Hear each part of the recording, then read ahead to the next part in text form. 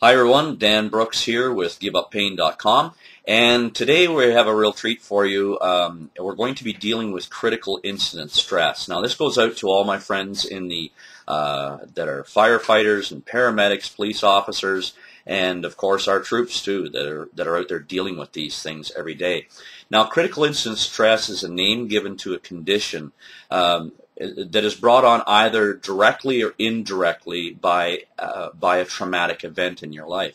The challenges with this is that these things become cumulative in the body, like carbon monoxide poisoning, and they don't always go away with the passing of the event. So we hold on to them for long periods of time, and we end up reliving these things through our mind over and over again on an emotional level.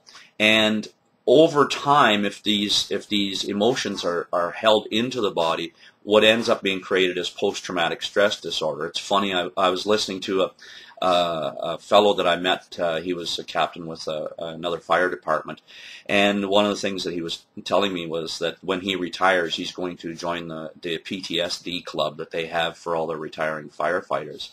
And it's just because of witnessing these traumatic events over and over again. I don't think anybody's really designed emotionally to see these things happening. We deal with it through our training and with our knowledge.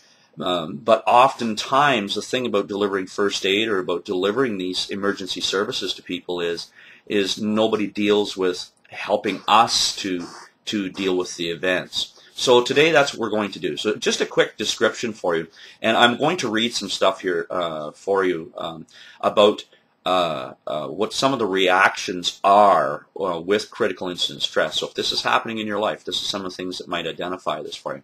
So reactions could include initial feelings of shock and denial. Obviously, whenever we get to these events, that can happen to us. Panic and anxiety. Changes in appetite, like just not wanting to eat and we can't figure out why. A loss of concentration. Anger and rage.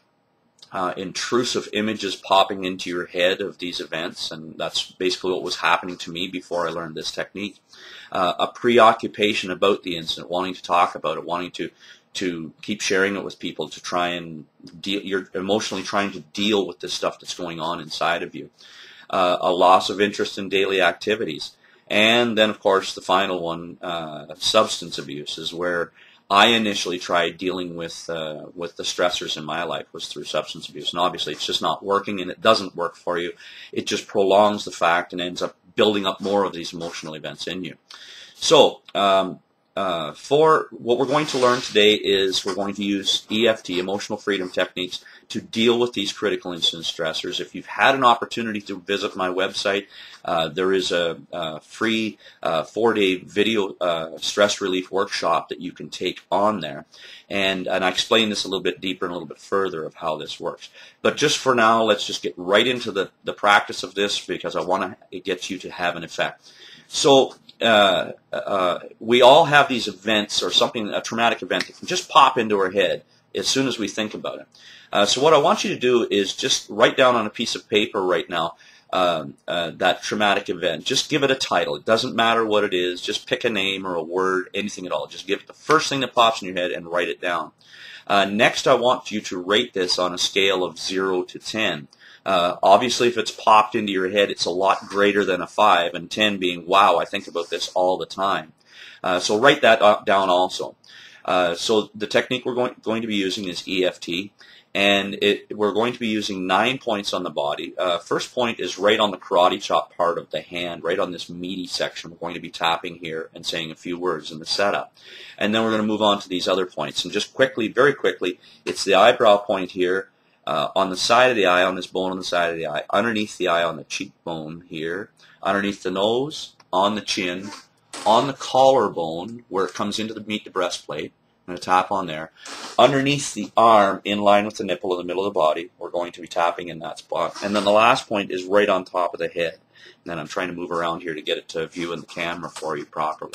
Okay, so let's get started. You've got a name for that event, and just repeat after me out loud. Just repeat the words after me that I am saying, and we'll kind of go with the flow of this and see if we can get these emotional events, get your get the rating that you've classed on this. If it's a 10, see if we can get this to come down a few notches for you and give you some relief in that, so that you're not living in this constant stress and emotional event for the rest of your life.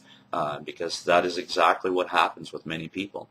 I've talked to police officers that can remember events, and emotionally that pops right back in their head, events that are like 30, 35 years old, and yet they can still bring these things up and feel that emotion of that event in their life. So here we go.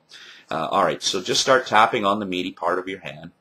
Remember, we're going to be using the word that you wrote down on the pager. So I'm just going to say blank, and then you fill in your word or your description of your event at that point. Okay.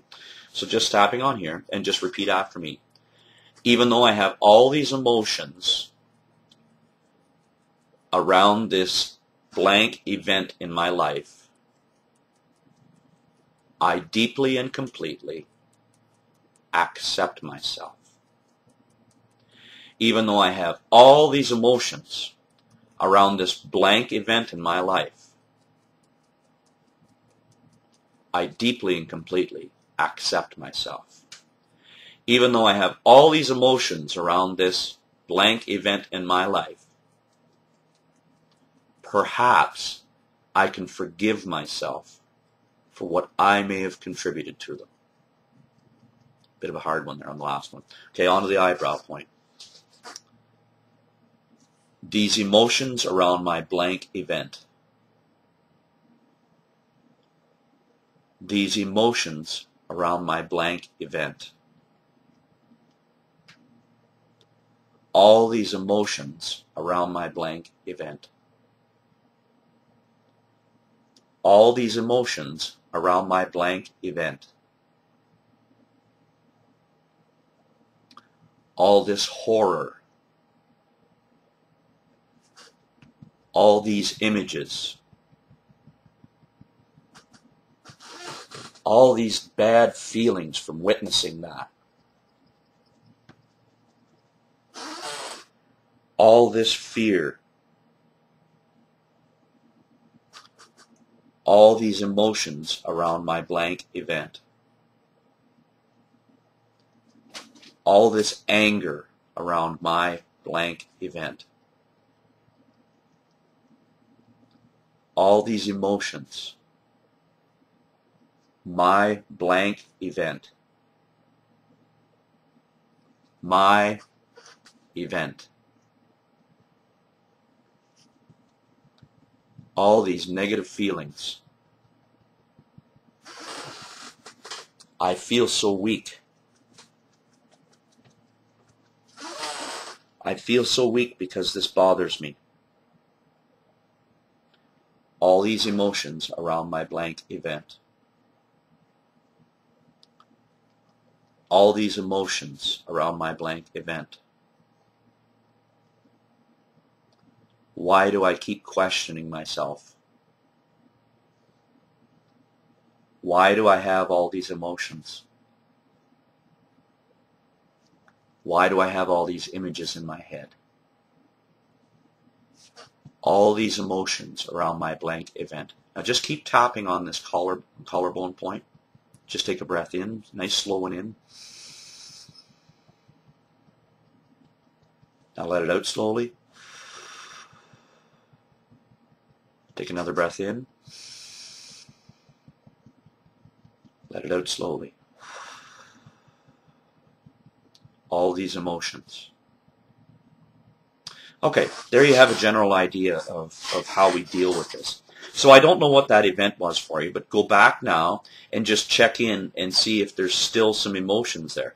If you were at a 10 or really high up in those ratings, did it come down? Can you play the imagery of this a little bit now and it doesn't bother you as much?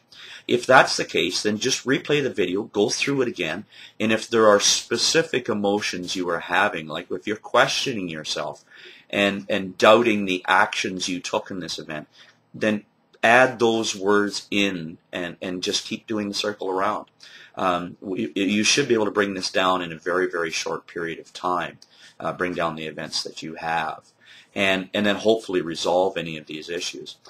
Now, I would love to see this used as a technique, obviously, to help deal with veterans, to help deal with emergency services of all sorts, police services, because as I said earlier, I believe we're not designed to witness those sort of traumatic events in our life, and they do play on us after a while. And if you don't think so, honestly, you may be trying to fool yourself on this. But here's the neat thing. If this worked for you, then please pass it on to other people. Tell them to come on over to the website and go through some of the other videos and just try this technique to see if it works for you. Because here's an interesting quote for you. I'm sure you're familiar with the Heimlich maneuver. That's what they used to use for taking care of somebody that was choking. It took over 12 years for the Red Cross to recognize that as a valid way of dealing with choking. And look at the lives that it's saved now. I would hope to see that EFT will do the same thing over time, maybe within the next 5 to 10 years, that we're actually teaching this and teaching it to our people in emergency services so that they will learn how to deal with these events as they are happening, so they're not carrying around this baggage afterwards, and so that they don't have to go through the things that I went through and that so many other people are going through right now. So I hope you had fun with this today. I hope it really worked for you. I'd love to see you come over to the website and take our Ultimate Stress and Pain Relief Workshop. And I hope you have a great day. Once again, this is Dan Brooks with GiveUpPain.com. Thank you very much.